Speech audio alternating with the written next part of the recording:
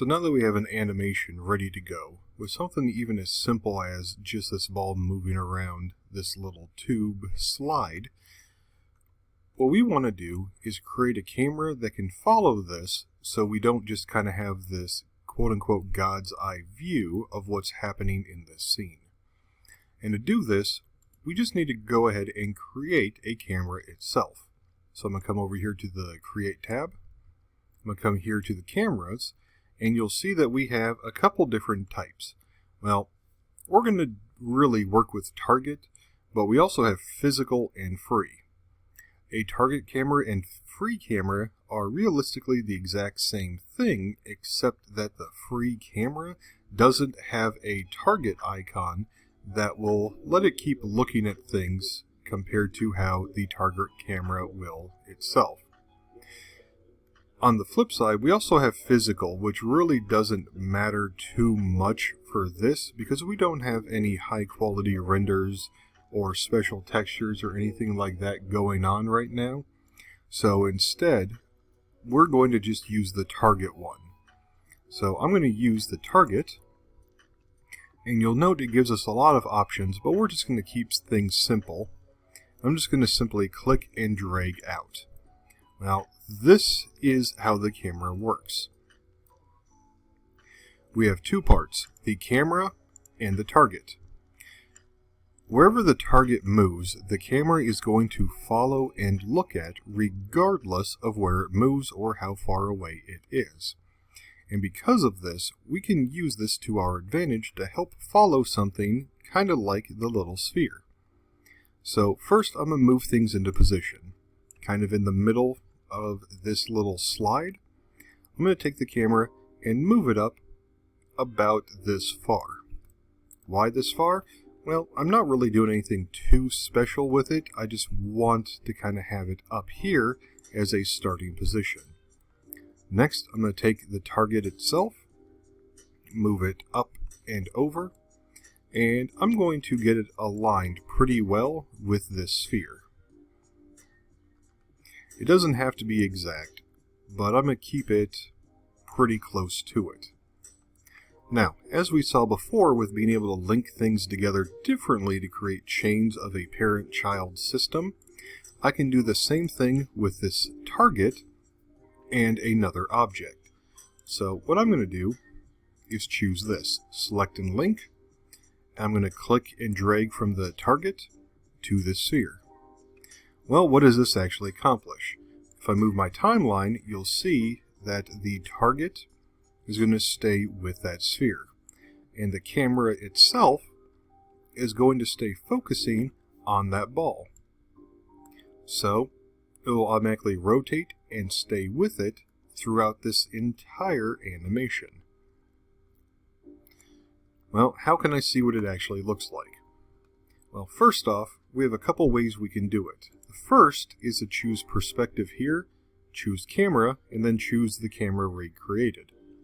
Another way, and this is the way I'm going to do it, is I'm going to hit this little arrow, and this shows us all the ways we can break down our display, our viewport here, with different setups. I'm going to choose one of these two, probably this one, just so I have a wide angle. So I'll choose it, and I see this. Well, these two views are separating out. One's the top, and one says front. I'm going to choose one of them, where it says front here, and choose perspective. And it creates it, or at least moves it to the view like this, what I'm used to. In addition, I can set it to default shading, and it is exactly what I was seeing and working with before.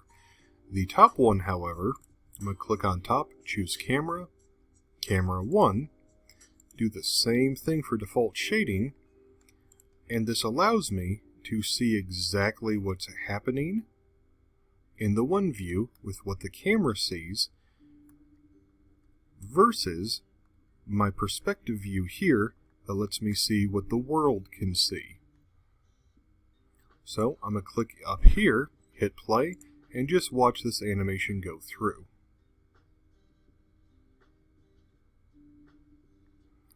So overall, not bad.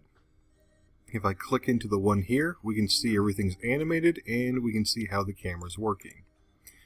I'm going to pause it, and I'm going to go ahead and move this camera up even further, just so I can see things a little bit easier. I'll go back to the camera view, hit play, and it's a very different look at the same thing, but it still moves around well. Okay. Well, there's not too much more that goes into the camera like this, except that the camera itself can also be linked to something else. So I'm going to take this line, hold Shift, and move it up, let go to make a copy, and I can set this camera onto a motion path also. So I'll take it, constrain, path constrain, and I'll link it to this. So if I'm here and hit play, it's going to do its best to follow it around and move with that ball. Well, if you remember the last one, I had this reversed, which is completely fine, but I probably should fix that a little bit. So I'm going to go back to Auto Key, and I'm just really going to be flipping its starting and stopping point. So let's see what it does now. So it's a little bit too close, right? Well, that's because these paths are moving at the exact same speed, at the exact same positions, so it's really not seeing too much more. But what I could do is with Auto Key, I can start at the 100 here, but at the end, only have it go to, say, 45%. So when I do, I'll hit play. We can watch the ball move through this entire thing, but it will keep the camera moving and give us a much more cinematic look at what's happening in this event.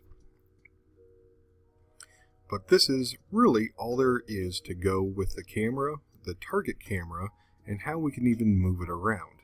While we use this motion path system with the constraint to do it, there's other ways to still animate the camera, typically with just simple keyframes like what we have used before. But for now, this is all there really is that we have to worry about. So, that will be all for this one, and I'll see you in the next one. Have a good night, guys.